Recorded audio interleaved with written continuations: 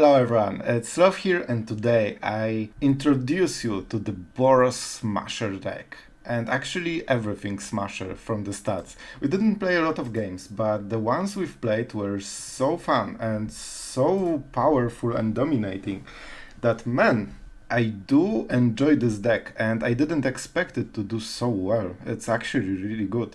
Like there are some small additions that really make the game much smoother, I would say, and much more solid. Like sometimes with control decks, I really whiff on the draws. With this one, it felt very solid overall, and it felt that we always hit something that's relevant every single turn. So that's something I really liked about the deck. And easy. On the draw, always. We played 4 games and all of them were on the draw. Coincidence? I don't think so. And we won all of them. Against BOROS as well. Half of the games was against BOROS and we won all of them. One was against Esper and some mono green. So if you wanted spoilers, you have them. But let's be honest, with the title like this, with 100% win rate, you basically know what you are into. Okay, so with this deck, in like 30 minutes of gameplay, we advanced 500 places in Mythic.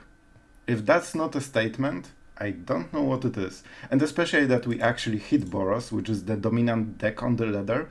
So yeah, I really think this deck is super powerful, and I really like this one. I think this is one of the like more smoother versions of Azorius that I've been playing lately. So yeah, I think we should go into the deck list because the deck is interesting. Okay, and we are in the deck. So first few words, because I think with this deck there are things that needs to be mentioned, and I know not everyone watches the full introduction, but I believe that this deck really depends on how you play it. Like obviously every control does, but with this one, your small decisions will matter so much. I think that we could lose at least half of those games if we didn't do extremely weird plays. So watch the video and see how exactly it was played, because I think that's where the wins are coming from. I could see those games going totally differently if we didn't take some risks, some calculated risks. So just watch the games and see what happened there. I think it will help you a lot, and I think there were pretty interesting ones because we really need to think about what we are doing in those games. Man, some were so close. Okay. Going into the deck. So this is basically Azorius control. So of course we have 4 March because that's a very good card right now, but we also have 4 Faithful Absence. And I really like the card, like I really like this card. It's also a very good combination with the Devastating Master that we have in the deck, and this is also a reason that we have a lot of more planes than islands. Other reason is Jwari. So this is very crucial card because this is basically a 2-mana hard counter spell if you play it right.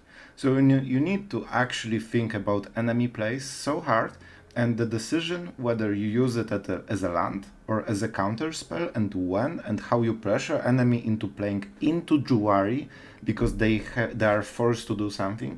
Like if enemy plays to attack to toughness creature, then you play Professor, for example, and then the next turn they need to do something because otherwise they pass the turn and do nothing. So it's obvious that they will play the biggest threat they have, and for example Raiju is perfect play because it puts the counter on their 2/2 and suddenly this cannot block. So if they have 4 mana, you have very high chance they will do this play.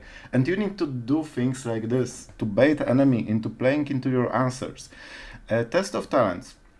Card that was usually pretty dead against like aggro decks, but not anymore because BOROS runs quite a lot of burn spells. Like especially the Magma Roil or whatever it's called. This is pretty much a prime target because it's quite expensive. And yeah, they rely on it to finish the game. So if you counter it, like you get negative, net 0 on the mana cost from 2 players. So that's okay. And yeah, you get rid of the full threat for the rest of the game. So that's pretty good even in this matchup, not even saying about control matchups. We have Faithful Mending. It gives life, it draws you cards, and it cycles your hand. And it's very good synergy with the being in the graveyard, so Celestus also helps, and we have some situations when we just cycle it into graveyard, and that's good. We have double Saw It coming because we still try to be a control deck, so basically we have quite a lot of counter spells, so 8 counter spells in total.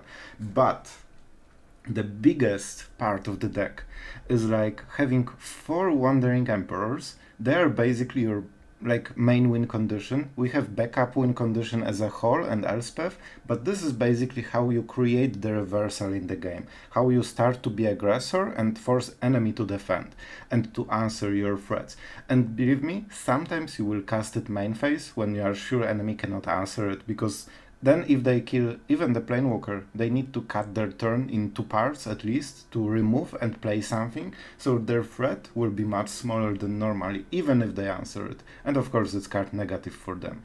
Legion Enter, card that I really liked in this deck, and I think even though it's a one-off, as always, I think it's so relevant. It gives you so much playing room, and especially we aren't super heavy on the card draw. We basically have 4 Memory Deluge, and we have some professors which can fetch the teachings, and by the way, we have very narrow sideboard because we need to put 3 Legion Enders, so our lessons are really limited.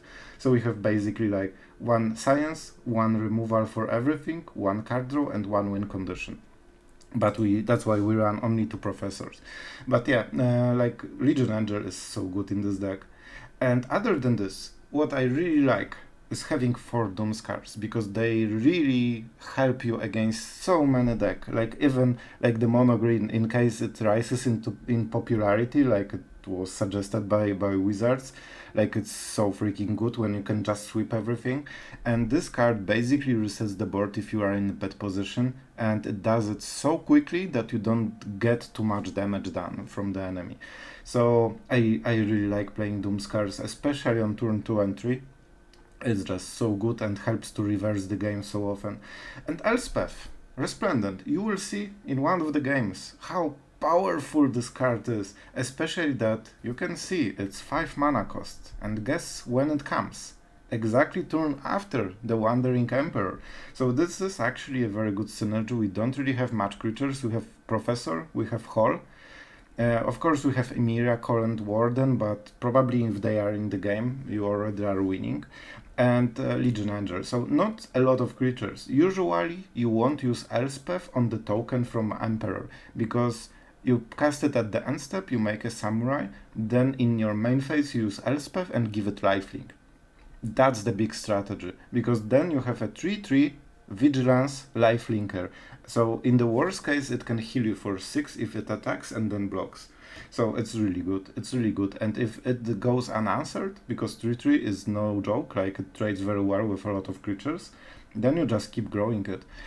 On the -3, it's not great. You can hit Celestus, enjoy, or you can hit Professor, yay! So we are here for the +1 really, and sometimes you can create Enders with the ultimate. So it's not bad. It generally helps to stabilize. Lifelink is the big reason to have this, because then every single creature in your deck actually matters. And if you have situation that you play it and it survives, because it has 6 loyalty, it's hard to kill, especially if the board is empty. And you make Smash with the Hall of the Storm Giants for lifelink 8, because it will be 7 plus the counter. So 8 lifelink.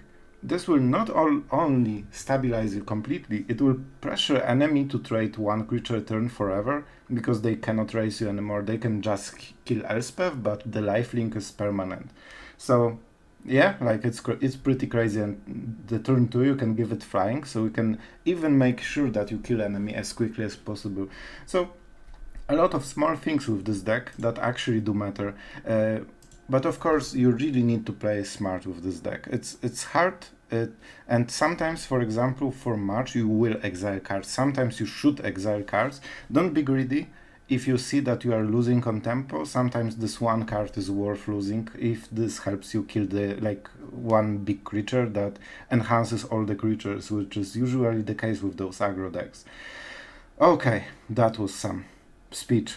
Okay, I think we covered everything. That's the most important parts. I think you will see rest in the games, and they were really enjoyable. So I hope and I think that you will like them quite a lot. And yeah, as always, if you like this kind of decks, subscribe. It really helps, and I really do appreciate everyone that subscribes. So if you have some moment, like 3 spare seconds, just, do this clicky thing, and it does help, and it will make me motivated to make better decks. So everyone wins. Okay, and after this marketing thing, let's go into the games, and really thank you and enjoy the video. Okay, so that's a super strong hand.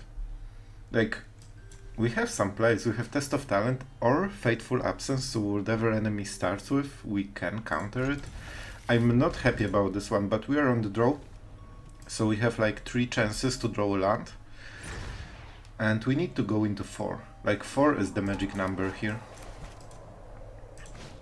And BOROS. That's not bad. Oh man, this will be so awkward. I hope it's not adversary with haste, because this will make this trained already.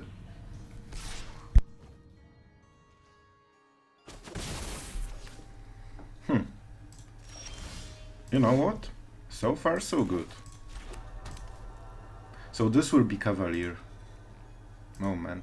I think we will whiff on the next turn, so then we Doomskar. And right now we go with Faithful Absence. I think this will be Cavalier, and then we remove it. And then initiate won't train. Okay, interesting. And they want to go into combat, and we won't allow it. Easy. We are not out of the woods yet. We need the freaking land. We need the land so much. Will we ever draw one? We could also just cycle. Man, especially Test of Talent. Okay, Test of Talent is actually not the worst here. And we could get rid of one of the Emperors and try to hit a land. If we whiff, we are screwed. If we go for the environmental science, what we spend full next turn doing it, I honestly don't think it's a winning play. Good. We just saved 2 mana with our good game plan. It will still be hard. Especially that we don't have time to foretell Doomskar because of the pressure. Fateful Absence was so important. Man, enemy is not playing this very well in my opinion. His hand is super weird. And we got there. We actually freaking got there. 4 mana. I am feeling good right now.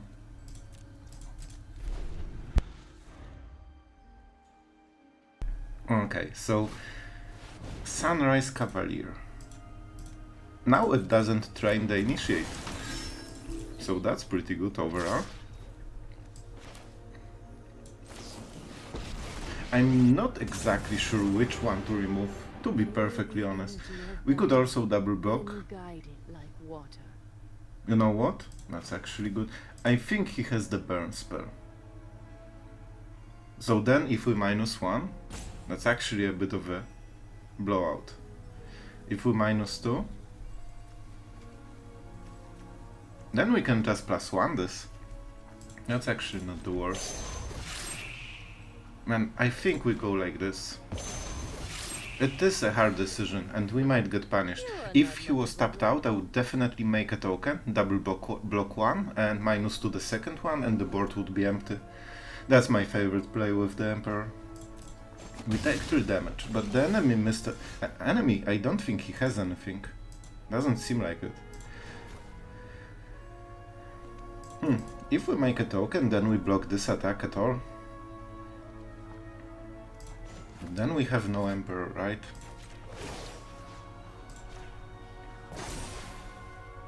So is this the Legion Angel time?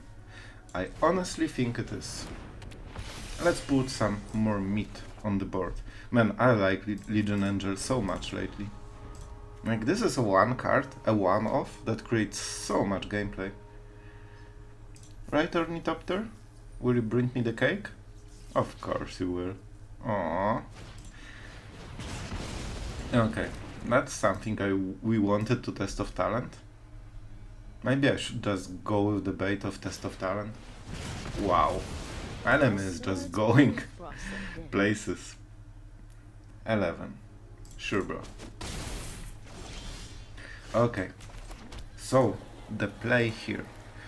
I think it will be Legion Angel into March when he tries to Angel Fire the Initiate. And then we need to exile the Doomskar and then we refill with the Memory Deluge. That's my plan. And I'm pretty darn sure it will work.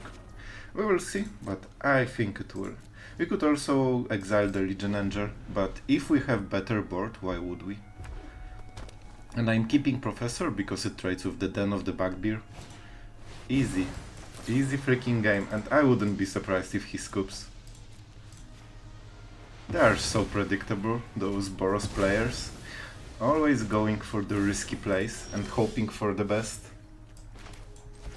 Like, I'm happy with what's going on. We even have Test of Talent. Man, we just smashed them. We actually did smash them. I will keep this one, because we cannot activate Field of Ruin this turn. So if he attacks with the Den, we need something to trade. And it's better to trade with Professor than with the Legion Angel. And look, win condition. Suddenly we can kill him very quickly. Aww. You still have two of them, right? Oh, is this the explosion time, my friend? Oh, he's thinking about it. Let's see his hand. Okay, so... Oh, so unfortunate. That's what you get for playing situational cards. Play with fire. Doesn't really do anything, right? It can kill this, but he cannot activate the other stuff. And we will look at his deck. Okay, Angel Fires. This is weird, but it's okay. Yeah, he has a lot of stuff. He has a lot of stuff. Good. Good, good, good. And we want to exile, so if he hits adversary, he cannot use it. So we probably want to kill him fast, right? For this reason. Let's go like this right now. Because then we have untapped land, and we can play another Legion Angel. If we do it later, we cannot. Man, I'm feeling good about this deck. Like, we are just totally out of reach for him. Like, his whole hand doesn't do anything, and we have Angels and Angels for days. Like, Legion Angel was the big star for this game. Because it would be hard to just close the game without the Legion Angels. Suddenly he has zero pressure, and he's getting hit for 11, and he dies next turn.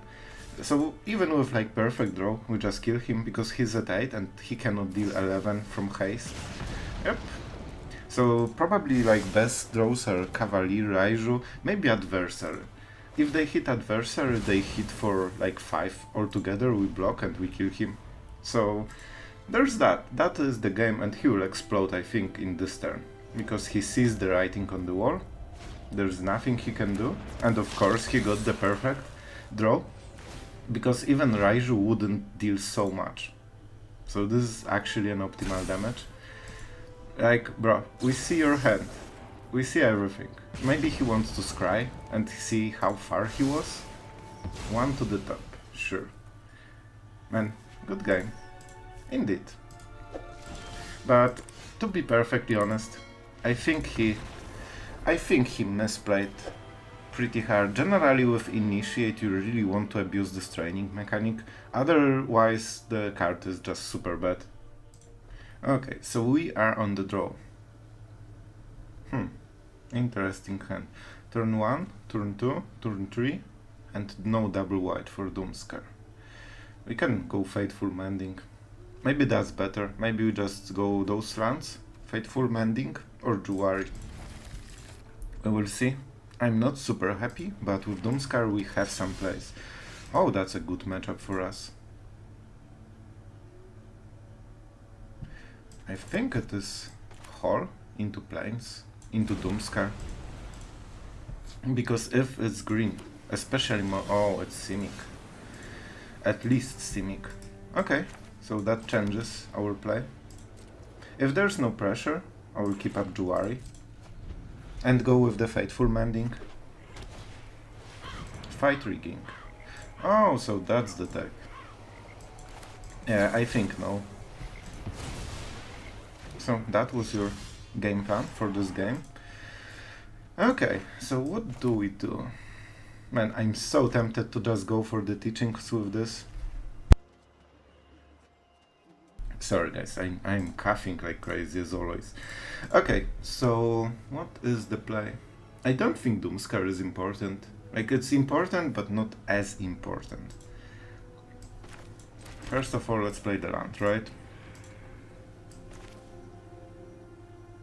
What do they have? They will play one card most likely. Can we go to lower cards? You know what? I will do it. We don't have counter spells. Let's just create something on the board.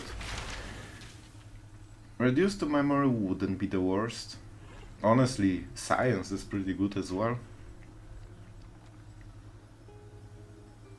Man, I will go for science. I like science. We could use one island. So I just changed my game plan. I wanted to force teachings. I really like teachings because it makes them play very differently than usually. Okay, and they will have creature that will activate it. And can we answer this creature? Not really. Not really, to be perfectly honest with you. So we can go for the Legion Angel and create more pressure. So the Shakedown Heavy comes into play, he plays the land, he has 2 mana free, and he casts the Hideout. And then we cannot, without the environmental science, we cannot hit the Doomskar.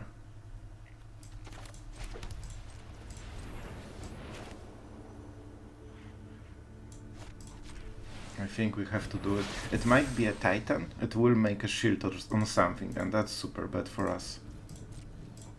But it might not. So right now we will go either Test of Talent or Faithful Mending and find some removal most likely. We will see what he... I expect the Shakedown Heavy right now. Oh. He whiffed on the combo. That's really good. Honestly, I think Test of Talent is not the perfect card for the matchup. We take one land. I think we do it like this. Like, they might have something, like removal. I don't remember exactly what they play. Test of Talent isn't great here, but it might have at least one use during the game, and I think that's better than the other options. Especially with Faithful Mending in here. We just need a second blue.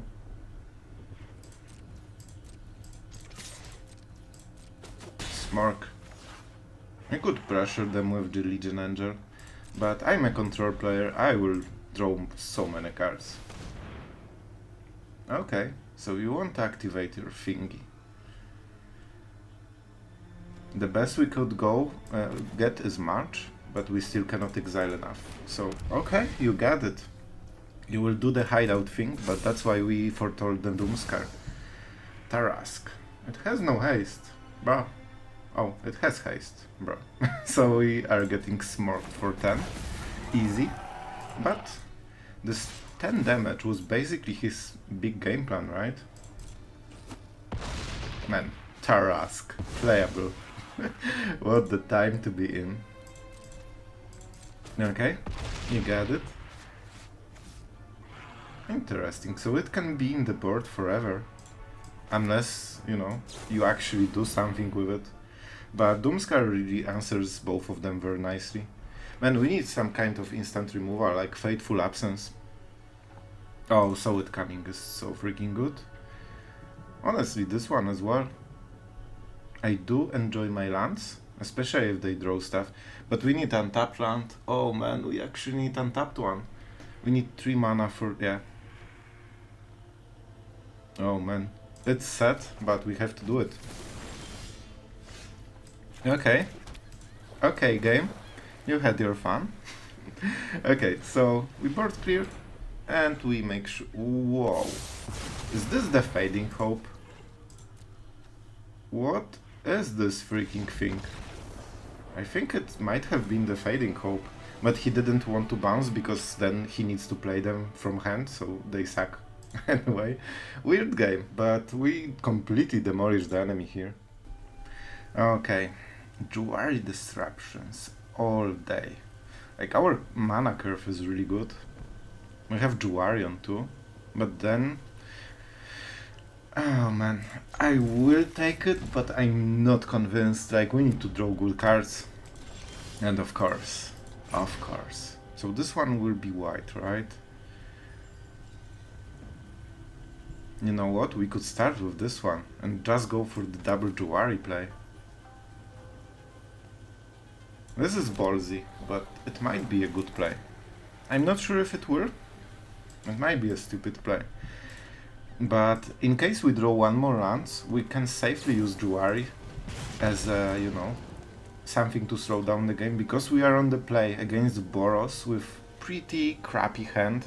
Like, we have March, so we need to use Jwari Disruption to the biggest extent. And I fear this turn. Oh, thank you. Thank you, Gods of Magic. Oh man, I'm so happy. I think that was the best play for us we could ever see, because it relies on the next turn. Go Cavalier, go, go, go. Go, go, go. Oh, I feel that we are making good decisions here. Easy. If we played it differently, the game would be so over. Like, that was so much risks. Let's make it harder for the enemy. He knows we don't have the second normal counter spell, so does he play around another Jwari? Usually those kind of guys don't do it. Sure, you don't mind 3 damage to the face, like, it's fine. We could exile it, but 1 damage a turn? Not a thing that we care for. So I want to counter the Raiju, okay. You know the card. I want to see the attacks. Like, he has only 3 cards, and we have full control over the game. Man, the fact that we destroyed the Cavalier was so important. I will let him scry. Like, you don't care about this damage as long as they cannot, like, create pressure on the board. And with Elspeth, at some point we can make... Aww, so cute. I should probably think about this play, but I'm just too excited to smash BOROS again. Man, we actually... Yeah, okay, no spoilers. I won't finish this sentence. We could get rid of this, but I honestly don't think that's a great idea. +1. Yeah, we want the white. Yeah, so this will be a Wandering Emperor turn, and then we can Elspeth for lifelink on the token. That is the plan. Cavalier. Another one. Okay, so this means thinking. We don't want enemy creature to train really, but we want to play the Emperor. I think we will exile. Yeah, I think that's the game-winning play. Okay, watch this. You got it.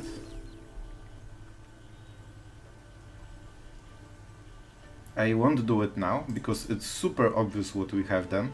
If we exile cards to have exactly 4 mana, especially like if he's top 400 Mythic, he's not a dummy. Okay. We exile the Faithful Absence, go for this. He's completely tapped out. It means that he cannot do anything really.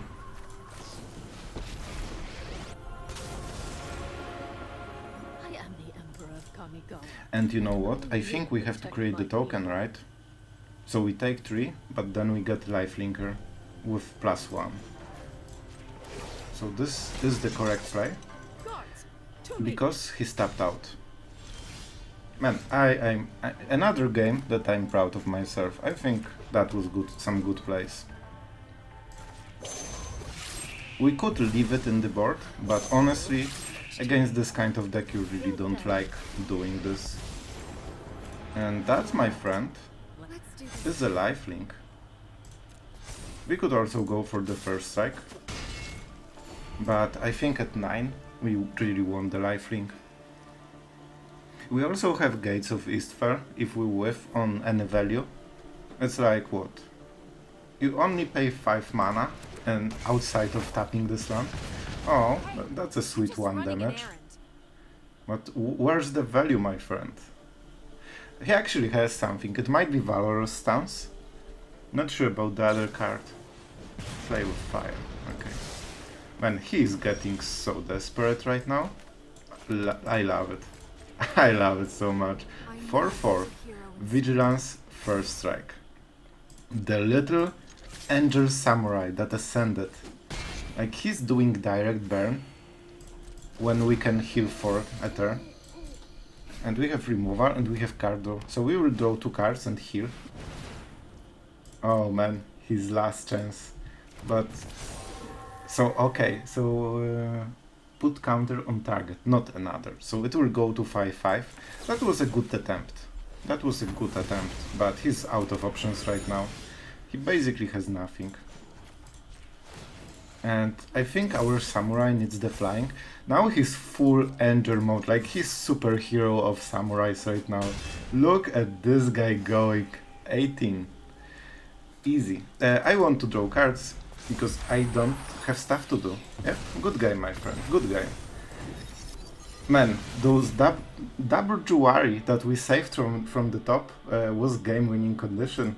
And this is, I think this showcases really nicely how you sometimes need to think like in different directions, because the reason I played like this is that we drew another land at the early game. So I've seen that we, I believe, had already 3 lands in the hand and double Jwari. So then it's high chance that in next 3 turns we will draw another land, and 4 is all we need. So then Jwari starts to be a value and not a land. Man, the reason I like Azorius so much is that it always has Doomskar, and I remember when I played aggro, whenever you see the Doomskar on turn 2, you are like, oh great, that will be a cool game. So yeah, let's start with the tap land. And about this hand, it's actually decent. Like, we have Doomskar, we have spot removal, and Celestus will make sure that whatever we draw later will be very good. Do we do it? A wedding announcement is the next turn play. So, you know, let's maybe counter it. Sorin will be a problem though. Oh, nice. I don't think we go all in with the Celestus. I think that's a bad play. Because then you put the shield down when Sorin is a thing. Let's stop the train, because frankly we cannot really handle it. It's really bad. No, that's a good draw. So enemy is playing Esper. Very hard decision, because we could main phase this to avoid any kind of counter spell or like interceptor if they play it. I don't think they will, but they might. And then we have creature, we have planewalker. Yeah, I think that's a good play. We have yeah, let's go for white. We need more white generally. Man, Celestus, I would love to have it in the board. But I will just create more pressure. Because right now, enemy needs to spend his turn to answer the Emperor. And then we can go for the slower play in case they have something. Like Aspirant won't do, you need something better. Exactly. And still, we have a creature that will keep attacking every freaking single turn. Celestus, thank you.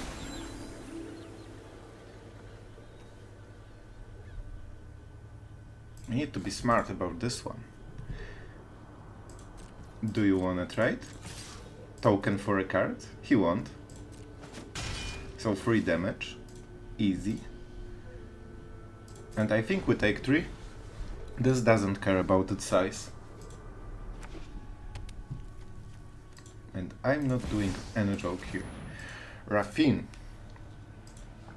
Is this the Doomskar? It's starting to look like a Doomskar. Like, Raffine is a threat, and I don't want to waste double march for all of this. So yeah, it's Doomskar, it's best we will get. Connive is unfortunate. Oh, if he won't attack... Man, please don't... Oh no. So he needs to discard the non-land, right?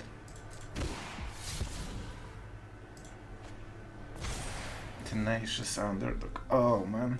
But we have March, so that's not the worst. So we might as well, right? If we sweep the board. Man, I want the land so much. I don't want to exile white cards from the hand to get rid of the underdog, but we will have to. Maybe removing Raffine was the play, I'm not sure. Man, we need to draw a land. Please?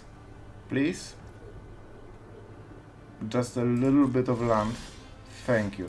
Thank you, you are the best. Best deck ever.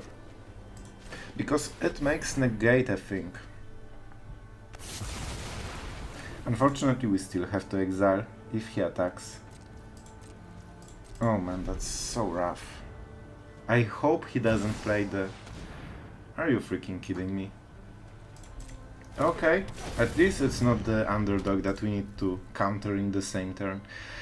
So, this is 4 mana plus stacks, so 5 mana. Oh man, like, enemy is just doing it.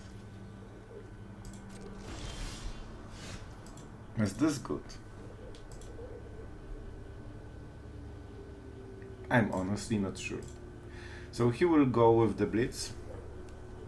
This is 4 mana. And then double Connive, which is pretty disastrous. Oh man, it's so bad. We need more mana. We hit mostly lands, but we still need more. We actually can activate the hole, but it doesn't change anything. We could start attacking him. Like, if he goes full aggression, maybe we can kill him and pressure him. But I don't think it's a winning strategy. I think we will fall behind very quickly. No, man. You know what? I'm going into the full night mode. Maybe we'll draw something cool. I don't think we will. We have good cards. Oh man. Oh man.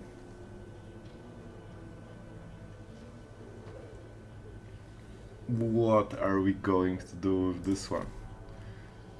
I won't negate. Man, it sucked. Because if we exile something to play to in this turn, yeah, I think we have to. So this will be... Yeah, we will have 2 spare mana after paying the tax here. 2 spare mana. Or we actually... No, we should exile Raffine first, so he doesn't get the Connive. Of course, let's allow this. Let's go into combat phase. Okay, and now the magic is happening. So we will have 2 mana after we do it. We need to exile one of the Emperors, which is horrible. Like, honestly horrible.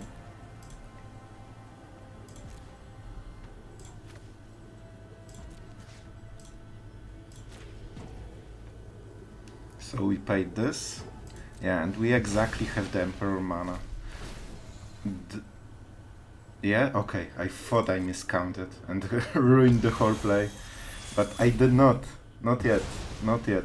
So he doesn't get Connive when he attacks. Now he will attack. Oh man, like this is so freaking hard and I don't think we are winning it right now. Let's exile this horrible creature. I think we just need to go with the hole.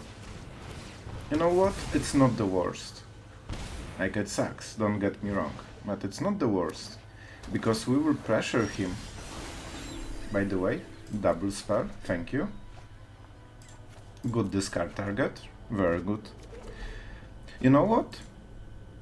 I have hope, because I think we can just freaking smork him. What more? We are switching to nighttime again.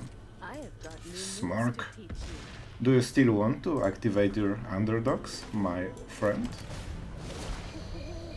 So, not sure about this land. Maybe you should leave it for cycle. But, see, it's better than this one.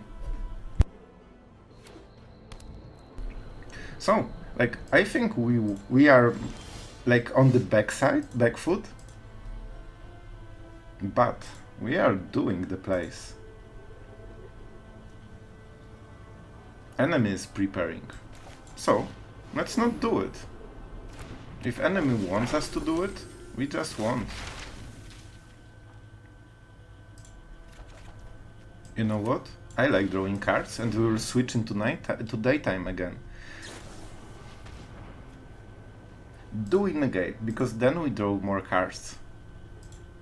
But if we negate whatever he will target with the whore, then we probably win the game, right?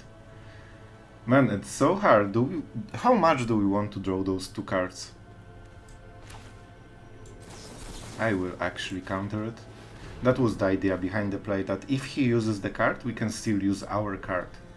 So now we draw two, unless he plays the last card. Oh, okay. So he had the removal. But right now he needs to draw into second removal or he dies. And we also have the Emperor. Well, is this really worth it? I will decline. We are at 24. I don't want to discard some good card. Like, it's probably better play to do it, but you know me. Sometimes I don't make the optimal plays. See, now I did it. Completely random. So, did enemy draw the perfect answer? Let's check. My friend, you need the perfect answer from the top of your deck. Okay, if he champ blocks, he has one more turn, but he's at 4. Do we play the Jwari? I think it might matter, because he needs to invest 4 mana probably into the underdog. Yep. I think we shouldn't win this game, and we did. I think we played very well here. Like, exiling of our Emperor was so painful with the match, but I believe that it was the game-winning play, and he still like had the removal. By the way, he wasted this removal that he would have for the whore to save the underdog. So if we didn't pressure this, he wouldn't use it, and he would kill the whore because he would have one more card. So I am happy with this game.